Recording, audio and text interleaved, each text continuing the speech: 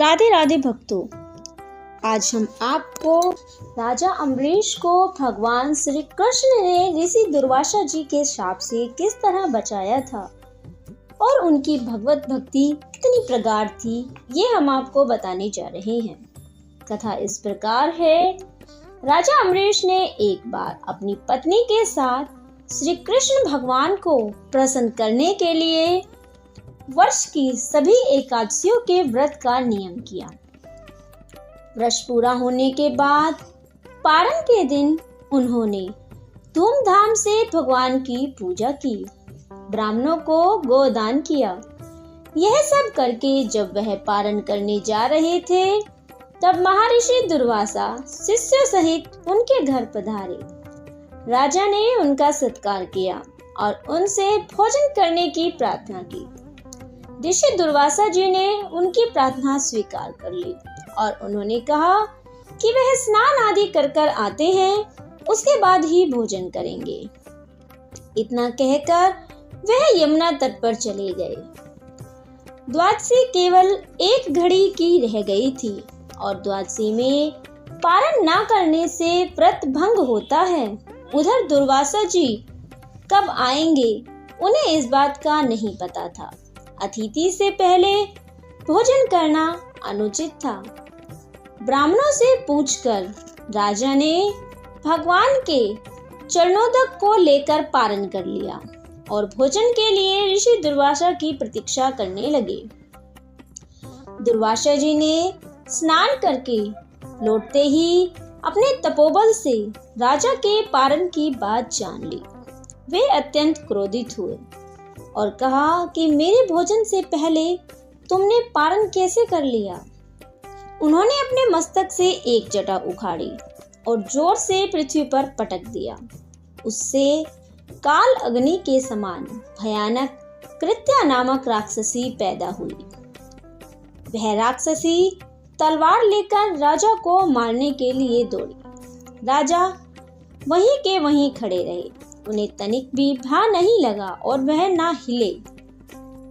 सब रूपों में भगवान ही हैं। यह देखने वाला भगवान का भक्त भला कहीं अपने ही दयामय स्वामी से कैसे डर सकता है। अम्बरीश को तो कृत्या भी भगवान के ही समान दिखाई पड़ी, परंतु भगवान का सुदर्शन चक्र तो भगवान की आज्ञा से पहले ही राजा की रक्षा में नियुक्त था। उसने पलक मारते ही कृत्या को भस्म कर दिया और दुर्वासा जी की भी खबर लेने के लिए उनकी ओर दौड़ा। अपनी कृत्या को इस प्रकार नष्ट होते और ज्वालामय कराल चक्र को अपनी ओर आते देख दुर्वासा जी प्राण लेकर भागे। वे दसों दिशाओं, पर्वत की गुफाओं, समुद्र में जहां भी छिप सकते थे वहां छिपने के लिए गए, लेकिन सुदर्शन चक्र उनका पीछा वहीं वहीं करता रहा और उन्हें किसी ने भी शरण न दी। इंद्र आदि लोकपाल तो उन्हें क्या शरण देते। स्वयं भगवान शंकर जी और ब्रह्म जी ने भी उन्हें आश्रय देने से मना कर दिया। उन्होंने कहा कि विष्णु भगवान के भक्तों पर अगर कोई संकट लाता है तो हम उसे शरण नहीं दे सकते। दया करके भगवान शिव ने उनको भगवान के ही पास जाने का कहा। उन्होंने कहा कि आप वैकुंठ में जाएं। अंत में ऋषि दुर्वासा वैकुंठ में गए और वह विष्णु भगवान के चरणों पर गिर पड़े। दुर्वासा जी ने कहा, प्रभु, आपका नाम लेने से नार की जीव नरक से भी छूट जाता है, अतः आप मेरी रक्षा करें। मैंने आपके प्रभाव को न जानकर आपके भक्त का अपराध किया, इसीलिए आप मुझे क्षमा करें। भगवान अपनी छाती पर मृगों की लात तो सह सकते हैं, लेकिन अपने भक्त के प्रति किया हुआ अपराध वह कभी नहीं सह सकते और ना ही वह अपने भक्त के प्रति किए हुए अपराध को क्षमा करते हैं। प्रभु ने कहा, महर्षि, मैं स्वतंत्र नहीं, मैं तो भक्तों के पराधीन हूँ।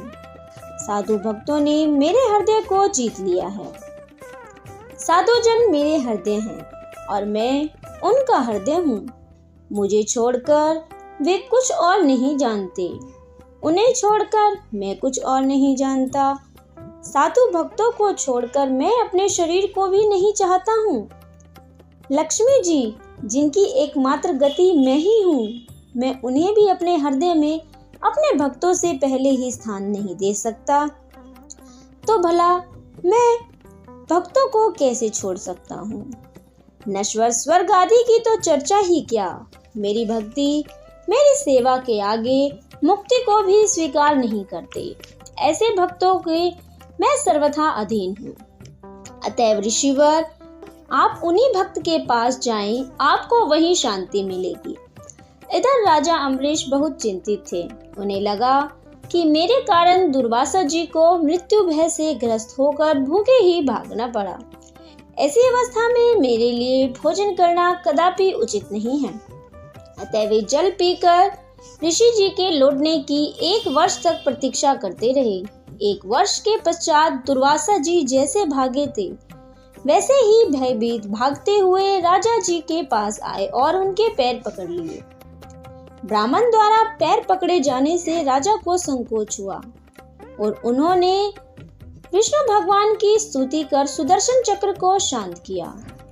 उसके बाद महर्षि दुर्वासा जी मृत्यु के भय से छूटे। सुदर्शन का ताप जो उन्हें पहले जला रहा था, अब वह उन्हें ठंडक पहुंचा रहा है। वे प्रसन्न होकर कहने लगे, आज मैंने भगवान के दासों का महत्व देखा। राजन, मैंने तुम्हारा इतना अपराध किया था, पर तुम मेरा कल्याण ही चाहते हो। जिन प्रभु का नाम लेने से जीव समस्त पापों से छूट जाता है, उन तीर्थपाद श्री हरि के भक्तों के लिए कुछ भी कार्य शेष नहीं रह जाता। तुम बड़े दयालु हो। तुमने मेरा अपराध न देखकर मेरे प्राणों की रक्षा करी।